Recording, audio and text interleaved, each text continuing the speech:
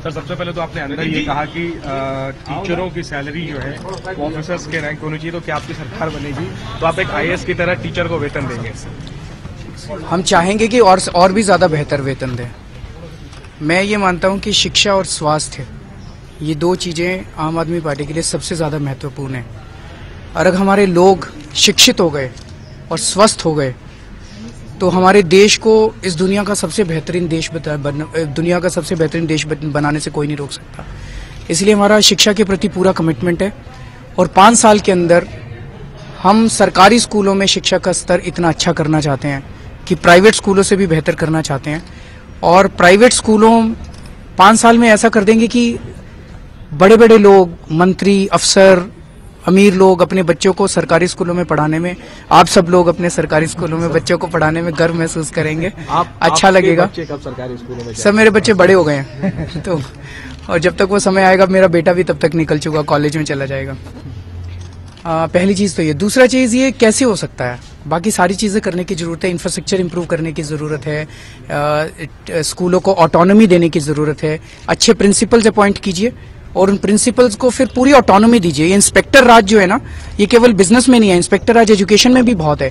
एक education inspector या education department का चपरासी जाके किसी को भी धमका के आ जाता है, ये बंद करना पड़ेगा। आप प्रिंसिपल को पूरी ऑटोनॉमी दीजिए, रिसोर्सेज दीजिए, अच्छे टीचर्स दीजिए और उसको पढ़ाने की पूरी ऑटोनॉमी दीजिए, उसकी अकाउंटेबिलिटी के पैरामीटर्स फिक्स कर दीजिए। लेकिन सबसे इंपॉर्टेंट चीज़ है, आपको अपने टीचर्स में इन्वेस्ट करना पड़ेगा, उनकी कांस्टेंट ट्रेनिंग में इन्वेस्ट करना पड़ेगा, उनको कांस्टेंटली इंस्पायर करना पड़ेगा, उनके वर्किंग कंडीशंस को इंप्रूव करना पड़ेगा। टीचर्स की भारी कमी है आज दिल्ली के अंदर, स्कूल्स की भी भारी कमी है। नए स्कूल्स भी खोलने पड़ेंगे, नए टीचर्स भी रिक्रूट करने पड़ेंगे और इनके पे स्केल्स भी अच्छे करने पड़ेंगे। ये कॉन्ट्रैक्ट के ऊपर जो टीचर्स चल रहे हैं ये भी बंद करना पड़ेगा। ये वो सवाल फिर से एक बार और दोहराना चाहूंगा कि क्या ये नियम होगा कि आपके विधायक के बच्चे सरकारी स्कूल में पढ़ेंगे? नहीं, नियम नहीं है, मैं किसी को नियम नहीं बना रहा हूँ। मैंने कहा कि वॉलंटैरिली 5 साल में ऐसा कर देंगे। हम किसी के ऊपर कुछ भी थोपना नहीं चाहते, जो चीज थोपी जाती है वो कभी काम नहीं करती। हम प्राइवेट स्कूलों को बंद नहीं कर रहे, हम लंबी लकीर खींच रहे हैं। हम सरकारी स्कूलों में शिक्षा का स्तर इतना अच्छा करना चाहते हैं कि लोग वॉलंटैरिली अपने बच्चों को सरकारी स्कूलों में भेजे। जैसे अभी हमारे साथ राजन एक लड़का है जो आया है सिंगापुर से। सिंगापुर में बच्चे सरकारी स्कूल में जा रहे हैं। उसके सरकारी स्कूल में कई डेवलप्ड कंट्रीज ऐसे हैं जहाँ पे सरकारी स्कूलों में सारे बड़े बड़े लोगों के बच्चे भी सरकारी स्कूलों में। भारत में क्यों नहीं हो सकता? भारत में तो ज्यादा जरूरत है। अरविंद जी, एक सवाल ये है कि नर्सरी एडमिशन को लेकर सरकार और प्राइवेट स्कूलों के बीच में ठन गई है। सरकार कह रही है कि एडमिशन मत करिए, लेकिन प्राइवेट स्कूल कह रहे हैं कि हम लोग करेंगे। तो मुझे लगता है कि ये सरकार का ढीला रवैया है जिसकी वजह से पेरेंट्स को इतना परेशान होना पड़ रहा है। अगर सरकार पहले से सख्ती दिखाती तो आज ये दिन नहीं देखना पड़ता।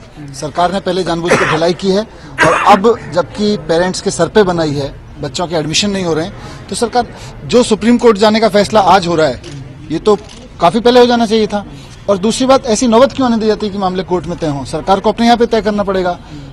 प्राइवेट स्कूल्स में बहुत अच्छे भी हैं, लेकिन जब आप पेरेंट्स के हित की बात करते हो तो आपको पेरेंट्स का हित सबसे पहले रखना पड़ेगा। स्कूलों का कहना है कि एडमिशन प्रक्रिया बंद करना कोई समाधान नहीं है, अब तो आगे भी जारी रखी जा सकती है। जो चीजें चलती रहेंगी वो चलती रहेंगी। अगर सुप्रीम कोर्ट कोई आगे आदेश देगा तो वो किया जा सकता है। मुझे लगता है सरकार मुझे लगता है सरकार के पास बहुत पावर्स हैं, सरकार के पास बहुत अधिकार हैं। अगर सरकार चाहे तो प्राइवेट स्कूल्स के साथ में ये सिस्टम बना सकती है कि ये चीजें ना रुकें, लेकिन सरकार जानबूझ के ढिलाई बरत रही है और पेरेंट्स को परेशान कर रही है। ऐसा पहली बार दरअसल हो रहा है कि स्कूल जो है सीधे तौर पर कह रहे हैं कि हम सरकार की नहीं मानेंगे। पिछले बार जो हमने सिस्टम किया था उसमें पेरेंट्स को बहुत फायदा हुआ था और जो स्कूलों ने भी कोऑपरेट किया था।